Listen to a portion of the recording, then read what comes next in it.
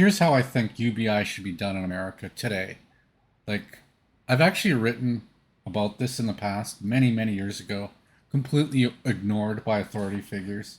But what do you think the number one rule is for a UBI system? Here's what I think it is: it must be easy to administer. That's the number one rule.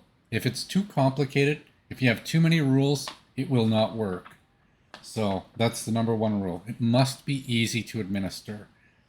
At any given time, maybe up to a dozen rules, and anything else that can't fit within the definition of a UBI system, again, universal basic income, then other systems need to develop to account for it. But UBI itself needs to be simple. Rule 1. Rule 2. Only registered US citizens may collect it. This solves multiple problems. This way people trying to immigrate and when they don't have their paperwork ready or they're not invited to work, you won't get UBI because you're not a citizen. Of course, you can apply to be a citizen. You can do a job. Maybe you put your years in. But understand when you come to America, you're not going to be taking the best jobs from Americans. That no American's going to be happy about that. Just understand that. Maybe you'll be a little bit reluctant to visit, right? But I think, and it will help so many issues. It will motivate so many people to get their paperwork done because you could get UBI. And becoming a registered citizen might involve you having to work a certain amount before you become eligible. Maybe it's 5 years, maybe it's 10 years. I don't know. Maybe you need more than one sponsor.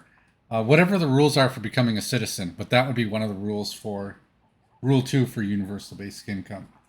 And Rule 3 is it must put extra or must offer extra awards for being law abiding and for being employed. That's Rule 3. So maybe you collect $1,200 a month base amount. You just got out of prison. You don't want to commit some more crimes. Maybe you get an extra $300 a month for being law abiding. So maybe most people get $1,500, but if you commit a crime, you lose $300 a month, and it integrates into the penal system. So that rather than sending people to jail, wasting more taxpayer dollars and more taxpayer dollars policing these people, we simply say, you commit a crime, you get paid less. So it actually saves money on the economy if you commit crimes rather than costing you the taxpayer money for criminal activity. You motivate people not to commit crimes. And then there's lots of companies, especially small businesses, medium businesses that can't get enough workers right now. So imagine the UBI paid $400 extra per month for being part-time on the payroll, or $800 a month for being full-time on the payroll. You could get, let's say it's 400 for being law abiding. You start at 1,200 base amount, 400 for being law abiding, and an extra 800 for having an actual job because it will reward you for getting a job. You're getting 2,400 a month for a minimum wage job. That's enough to, that works out to basically, let's see, probably close to 30,000 on top of your minimum wage salary, which, you're going to be able to afford a car. You can afford your rent.